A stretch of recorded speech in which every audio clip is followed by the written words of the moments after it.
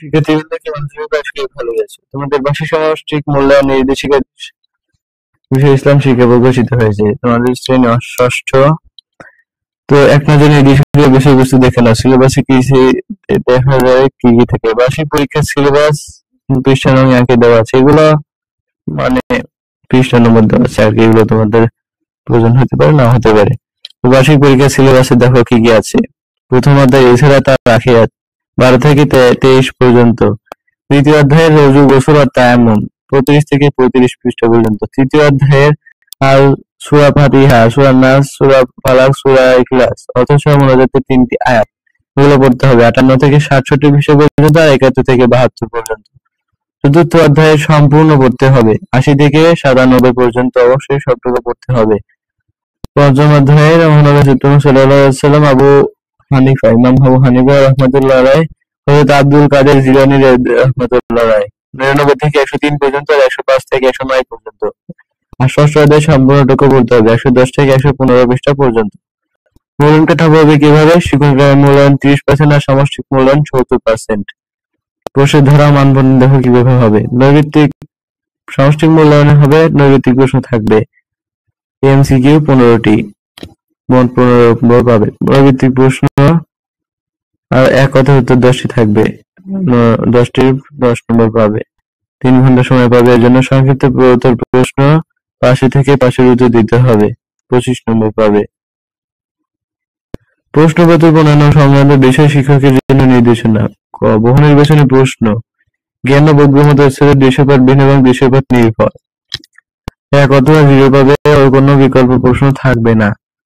এক কথায় উত্তর থাকবে জ্ঞান ও বোধগম্য যাচাইয়ের জন্য কোনো বিকল্প প্রশ্ন থাকবে না। সংক্ষিপ্ত উত্তর প্রশ্ন দৃশ্যপটবিহীন থাকবে। প্রযোজ্য ক্ষেত্রে জ্ঞান ও বোধগম্য যাচাইয়ের জন্য কোনো বিকল্প প্রশ্ন থাকবে না। রচনামূলক প্রশ্ন দৃশ্যপট নির্ভর, যেগুলো প্রযোজ্য ক্ষেত্রে জানা বিষয়কে বাস্তব পরিস্থিতিতে প্রয়োগ করতে পারা দক্ষতা, ইসলামের বিধিবিধানকে উপাদানে ভেঙে যোগসূত্র স্থাপন করা, নিজের ও সমাজের করণীয় লিখতে পারা, প্রতিফলন, সৃজন বা প্রণয়নধর্মী, অনুসন্ধানী, চিন্তামূলক, কেন্দ্রচ্যুতিমূলক, কেস স্টাডি বা বিশ্লেষণ ধরনের প্রশ্ন অন্তর্ভুক্ত থাকবে। 8টি প্রশ্নের মধ্যে 5টি প্রশ্নের উত্তর দিতে হবে। রচনামূলক প্রশ্ন দৃশ্যপটবিহীন আর দৃশ্যপট সহ থাকবে। 8টি থেকে 5টির উত্তর দিতে হবে। মোট 100 নম্বর পাবে। তবে 100 নম্বরের মধ্যে শিক্ষার্থীর প্রাপ্ত নম্বরকে 70%-এ কনভার্ট করতে হবে।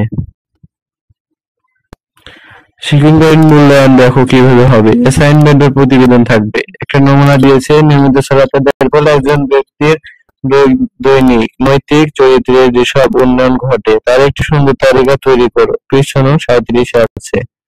তো এইগুলো যে আসবে তার কোনো মানে নেই। এই অনুযায়ী অন্য কেউ কিছু কিন্তু আসতে পারে। 10 নম্বর শ্রেণীর কাজ।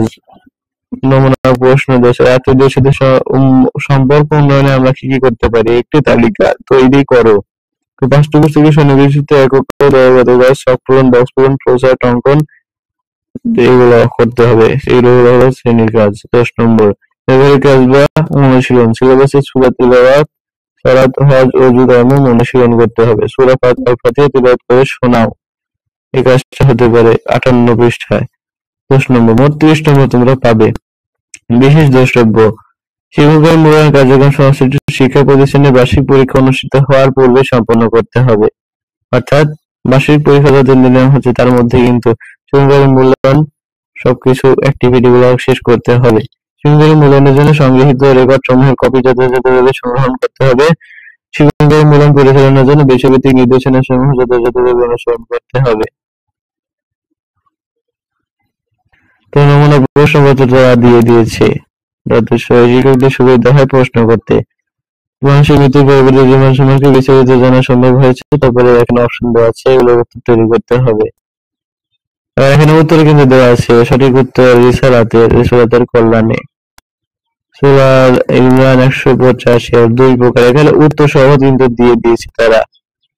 তবে প্রশ্ন তোমরা জানো প্রশ্ন কিন্তু উত্তর দেওয়া থাকবে না, অবশ্যই তোমাদের মুখস্থ করে যেতে হবে। তারপরে থাকবে সংক্ষিপ্ত প্রশ্ন উত্তর, একবার প্রশ্ন উত্তর হয়ে গেছে। তারপরে যে কোনো 5টি প্রশ্নের উত্তর দিতে হবে। 10 নম্বর করে প্রত্যেকটাই পাবে। ইসলাম শিক্ষায় কিন্তু একটু ব্যতিক্রম আছে। যে বিশ্বপট সহ দৃশ্যপট ছাড়া প্রশ্ন দেখা যাচ্ছে না, শুধু প্রশ্ন করা হয়েছে। এই প্রশ্নগুলোর নমুনা যেগুলো তোমাদের, সেহেতু তোমার প্রশ্নের উত্তরগুলো তোমাদের নিজেদের করতে হবে, এগুলো নিয়ে আমরা আলোচনা করতে পারি, যেহেতু এগুলো প্রশ্ন উত্তর দেওয়া নেই। তো প্রতারণামূলক সমাজ গঠনে তুমি বা তোমরা বন্ধুরা মিলে কি কি পদক্ষেপ নিতে পারো, কোরআন হাদিসের আলোকে ব্যাখ্যা করে সব থাকতে পারে। আর এখানে একটা ছক দিয়ে দেওয়া আছে, এখানে তারা পোশাকে কি লিখেছে, যথাযথভাবে প্রতারণার পরিচয় লিখতে পারলে